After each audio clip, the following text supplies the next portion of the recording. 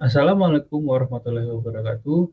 Perkenalkan, saya Baikulian Farouk, mahasiswa Universitas Siber Asia dalam mata kuliah Teori Akuntansi kelas AK506 dengan dosen pengampu Ibu Iwanisa.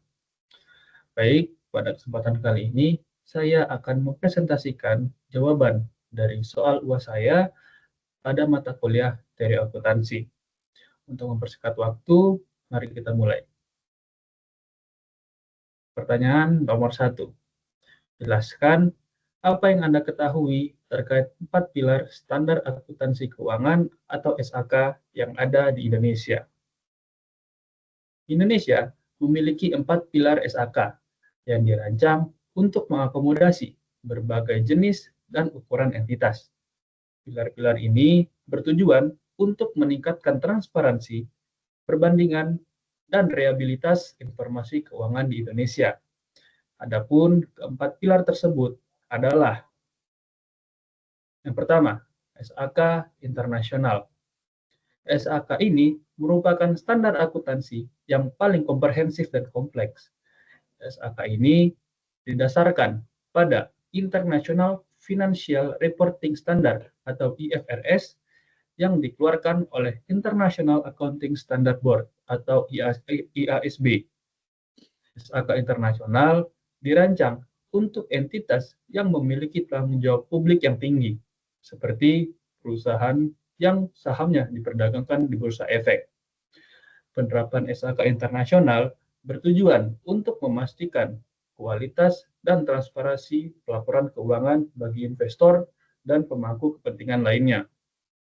Kesesuaian dengan IFRS ini memungkinkan laporan keuangan perusahaan di Indonesia dapat dibandingkan dengan perusahaan-perusahaan global di luar negeri. Lalu yang kedua adalah SAK umum. SAK ini ditunjukkan untuk entitas yang tidak termasuk dalam kategori entitas yang wajib menggunakan SAK internasional. SAK umum masih menekankan pada prinsip-prinsip akuntansi yang bermutu tinggi, tetapi dengan tingkat kompleksitas yang lebih rendah jika dibandingkan dengan SAK internasional. Meskipun lebih sederhana, SAK umum tetap menjunjung tinggi prinsip-prinsip akuntansi yang baik, seperti akurasi, konsistensi, dan materialitas. Selanjutnya adalah SAK EP atau etap. SAK ini dirancang khusus untuk entitas publik yang lebih kecil atau entitas yang memiliki kompleksitas operasional yang terbatas. SAK EP atau etap menyederhanakan beberapa persyaratan pelaporan yang terdapat dalam SAK internasional dan SAK umum, sehingga lebih mudah untuk diterapkan oleh entitas yang berskala lebih kecil. Tujuan utama SAK EP atau etap adalah untuk menyediakan kerangka kerja pelaporan keuangan yang lebih sederhana dan mudah diterapkan jika dibandingkan SAK internasional. Penyederhanaan ini tidak berarti adanya pengurangan kualitas pelaporan, melainkan penyesuaian terhadap kapasitas dan kompleksitas operasional entitas yang bersangkutan. Dan yang terakhir adalah SAK EMKM. SAK ini merupakan standar yang paling sederhana di antara 4 pilar SAK. SAK ini dirancang khusus untuk usaha kecil, mikro dan menengah, atau UMKM yang ada di Indonesia, yang umumnya memiliki kapasitas dan sumber daya yang terbatas. SAK UMKM bertujuan untuk memudahkan UMKM dalam melakukan pelaporan keuangan tanpa mengorbankan prinsip-prinsip akuntansi dasar. Penyederhanaan ini mencakup penyederhanaan metode akuntansi, pengurangan persyaratan pengungkapan, dan penggunaan format pelaporan yang lebih ringkas. Lalu pertanyaan selanjutnya, entitas apa yang harus comply dengan standar akuntansi tersebut? Penggunaan SAK di Indonesia didasarkan pada prinsip materialitas dan public accountability. Semakin besar suatu entitas dan semakin besar pula dampaknya terhadap kepercayaan publik. Semakin tinggi pula standar akuntansi yang harus dipatuhi. Adapun contoh entitas dari masing-masing pilar tersebut antara lain SAK internasional. SAK ini adalah SAK yang tertinggi dan ditujukan untuk entitas yang memiliki public accountability yang signifikan. Adapun entitas yang wajib menggunakan entitas SAK internasional antara lain perusahaan publik, perusahaan yang sahamnya diperdagangkan di Bursa Efek seperti Bursa Efek Indonesia, dan juga termasuk perusahaan terbuka dengan berbagai ukuran kapitalisasi pasar. Yang kedua adalah bank. Lembaga keuangan seperti bank, baik bank umum maupun bank syariah, umumnya wajib menggunakan SAK internasional karena peran pentingnya dalam sistem keuangan. Yang ketiga adalah institusi keuangan lainnya. Lembaga keuangan non-bank yang memiliki skala operasional yang besar dan signifikan juga wajib menggunakan SAK internasional. Contohnya seperti perusahaan asuransi dan perusahaan sekuritas. Selanjutnya adalah entitas publik tertentu. Beberapa entitas publik lainnya yang ditetapkan oleh pemerintah atau regulator juga mungkin diwajibkan menggunakan SAK internasional. Hal ini tergantung dengan peran dan dampaknya terhadap perekonomian. Dan yang terakhir adalah anak perusahaan dari perusahaan publik. Anak perusahaan dari perusahaan publik yang terdaftar di bursa-bursa efek biasanya wajib menggunakan SAK internasional, meskipun ukurannya relatif lebih kecil. Kriteria spesifik untuk menentukan kewajiban penggunaan SAK internasional diatur dalam perundang-undangan yang dikeluarkan oleh Otoritas Jasa Keuangan dan juga Kementerian Keuangan. Selanjutnya adalah SAK umum. Entitas yang tidak wajib menggunakan SAK internasional umumnya menggunakan SAK umum.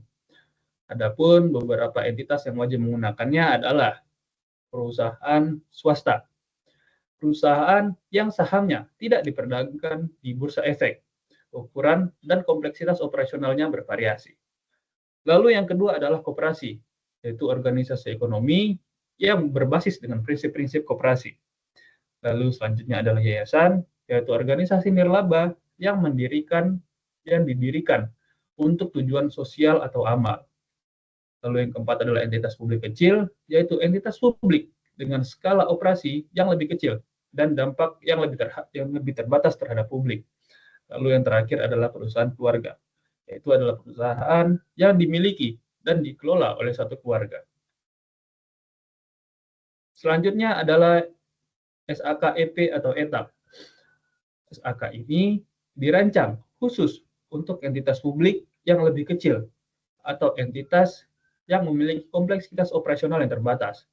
Entitas yang umumnya menggunakan SAK EP atau ETAP antara lain entitas publik kecil.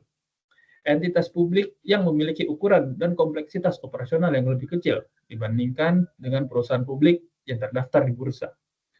Lalu yang kedua adalah badan usaha milik daerah kecil, BUMD dengan skala operasional yang terbatas. Dan yang ketiga adalah lembaga pemerintah non-kementerian atau LPNK tertentu. LPNK ini memiliki karakteristik serupa dengan entitas publik, namun memiliki kompleksitas operasional yang terbatas. Dan yang terakhir adalah SAK EMKM. SAK ini dirancang khusus untuk UMKM yang ada di Indonesia. Umumnya memiliki kapasitas dan sumber daya yang terbatas. Adapun entitas yang menggunakan SAK EMKM adalah usaha mikro, yaitu usaha dengan skala operasi yang sangat kecil. Lalu yang kedua adalah usaha kecil, yaitu usaha dengan skala operasi yang lebih besar daripada usaha mikro, tetapi masih tergolong kecil. Dan yang ketiga adalah usaha menengah, yaitu usaha dengan skala operasi yang lebih besar daripada usaha kecil. Kriteria ukuran untuk masing-masing kategori, baik mikro, kecil, ataupun menengah, ditentukan oleh pemerintah Indonesia. Lalu pertanyaan selanjutnya adalah, apa referensi atau acuan dari masing-masing standar? Apakah menggunakan IFRS atau bukan? Hubungan antar tiap pilar SAK di Indonesia dengan IFRS tidaklah seragam. Beberapa SAK secara langsung mengacu kepada IFRS, sementara yang lain terpengaruh oleh prinsip-prinsip IFRS, namun dengan tingkat adaptasi dan penyederhanaan yang berbeda. Adapun penjelasan lebih detailnya sebagai berikut. SAK internasional. SAK internasional secara langsung mengacu pada IFRS. Standar ini pada dasarnya merupakan adopsi IFRS dengan beberapa penyesuaian untuk konteks Indonesia. Ini berarti bahwa isi dan prinsip-prinsip akuntansi dalam SAK internasional selaras dengan IFRS. Perubahan dan penerbitan standar baru dalam IFRS akan diikuti dengan penyesuaian yang sesuai dalam SAK internasional. Tujuannya adalah untuk memastikan keselarasan penuh dengan standar akuntansi internasional. Dengan demikian, laporan keuangan yang disusun berdasarkan SAK internasional akan mudah dibandingkan dengan laporan keuangan perusahaan di negara lain yang juga menggunakan IFRS. Yang kedua adalah SAK umum. SAK umum tidak secara langsung mengadopsi IFRS secara keseluruhan. Namun, SAK umum sangat terpengaruh oleh prinsip-prinsip dan konsep dasar IFRS. SAK umum mengadopsi prinsip-prinsip akuntansi yang berkualitas tinggi seperti akural, konsistensi, materialitas, dan pengungkapan yang memadai, yang juga merupakan inti dari IFRS.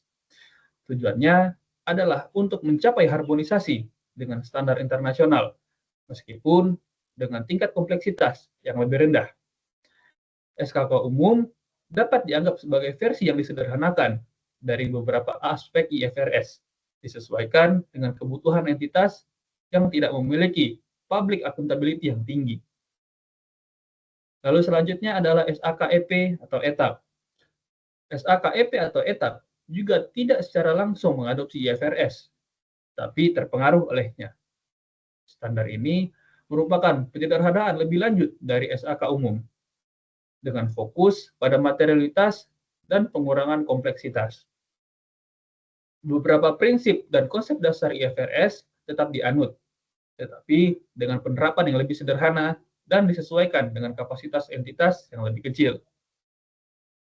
Tujuannya adalah untuk memberikan kerangka kerja pelaporan keuangan yang lebih mudah ditetapkan oleh entitas publik kecil dan entitas dengan kompleksitas operasional yang terbatas, sambil tetap menjaga kualitas informasi keuangan.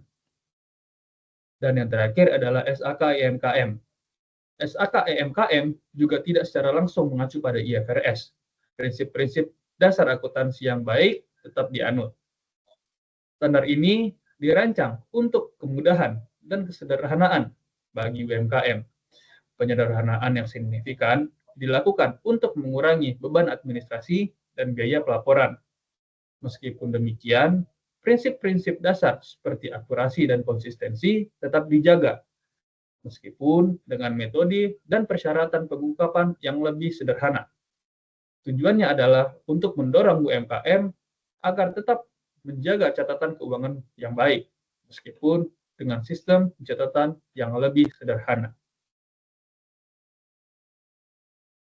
Lalu pertanyaan selanjutnya, standar akuntansi keuangan di Indonesia mengacu pada IFRS atau US GAAP. Standar akuntansi keuangan di Indonesia utamanya mengacu pada IFRS atau International Financial Reporting Standard, bukan US GAAP atau United States General Accepted Accounting Principle. Meskipun demikian, perlu dipahami bahwa penerapan tidak sepenuhnya identik. Indonesia mengadopsi IFRS dengan melakukan beberapa penyesuaian dan modifikasi untuk menyesuaikan dengan kondisi dan konteks ekonomi di Indonesia. Proses ini disebut sebagai adopsi dengan modifikasi. Adapun beberapa penerapan dan modifikasi tersebut antaranya penerapan IFRS yang dimodifikasi. Indonesia tidak secara langsung mengadopsi semua standar IFRS tanpa perubahan. Beberapa standar IFRS diadaptasi dan dimodifikasi untuk mempertimbangkan karakteristik unik dari perekonomian dan sistem hukum di Indonesia. Modifikasi ini dilakukan untuk memastikan bahwa standar tersebut relevan dan dapat ditetapkan secara efektif di Indonesia. Yang kedua adalah harmonisasi dengan standar internasional. Meskipun terdapat modifikasi, tujuan utama penerapan IFRS di Indonesia adalah untuk meningkatkan harmonisasi dengan standar akuntansi internasional. Hal ini bertujuan untuk meningkatkan transparansi, perbandingan, dan daya tarik investasi asing. Dengan menggunakan standar yang serupa dengan negara-negara lain, laporan keuangan perusahaan di Indonesia akan lebih mudah dipahami dan dibandingkan oleh investor internasional. Lalu selanjutnya adalah peran SAK. Standar akuntansi keuangan atau SAK di Indonesia berperan penting dalam penerapan IFRS yang dimodifikasi. SAK merupakan interpretasi dan implementasi IFRS di Indonesia. SAK memberikan panduan yang lebih spesifik dan detail mengenai penerapan IFRS dalam konteks Indonesia. Dan penegasan, standar akuntansi keuangan di Indonesia bukan menggunakan US GAAP. US GAAP merupakan standar akuntansi yang digunakan di Amerika Serikat. Meskipun terdapat beberapa kesamaan prinsip, tapi terdapat perbedaan yang signifikan antara IFRS dan US GAAP dalam hal pendekatan, detail, dan penerapannya. Indonesia secara resmi memilih untuk mengadopsi IFRS, bukannya US GAAP. Lalu pertanyaan selanjutnya adalah, apakah status standar akuntansi keuangan fit for all? Jawabannya adalah tidak. Satu standar akuntansi tidak cocok untuk semua jenis dan ukuran entitas. Inilah sebabnya Indonesia memiliki kerangka SAK yang terdiri dari 4 pilar, yaitu SAK internasional, SAK umum, SAK EP atau etap, dan SAK EMKM. Setiap pilar dirancang untuk mengakomodasi kebutuhan dan kapasitas entitas yang berbeda-beda. Hal ini disebabkan karena terdapat beberapa perbedaan antara setiap entitas, yang mana dapat dijelaskan sebagai berikut. Yang pertama, keragaman entitas. Indonesia memiliki berbagai jenis entitas ekonomi, mulai dari perusahaan publik besar dan kompleks, hingga UMKM yang kecil dan sederhana. Satu standar yang terlalu kompleks akan memberatkan UMKM, sementara standar yang terlalu sederhana tidak akan mampu memberikan informasi yang memadai untuk perusahaan yang besar. Lalu yang kedua adalah materialitas dan kompleksitas. Ukuran dan kompleksitas operasional suatu entitas sangat berpengaruh terhadap kebutuhan informasi keuangan. Perusahaan besar dan kompleks memerlukan informasi yang lebih detail dan komprehensif, sedangkan UMKM mungkin hanya memerlukan informasi yang paling esensial. Lalu yang ketiga adalah kapasitas dan sumber daya. Entitas yang lebih kecil mungkin memiliki kapasitas dan sumber daya yang terbatas untuk menerapkan standar akuntansi yang kompleks.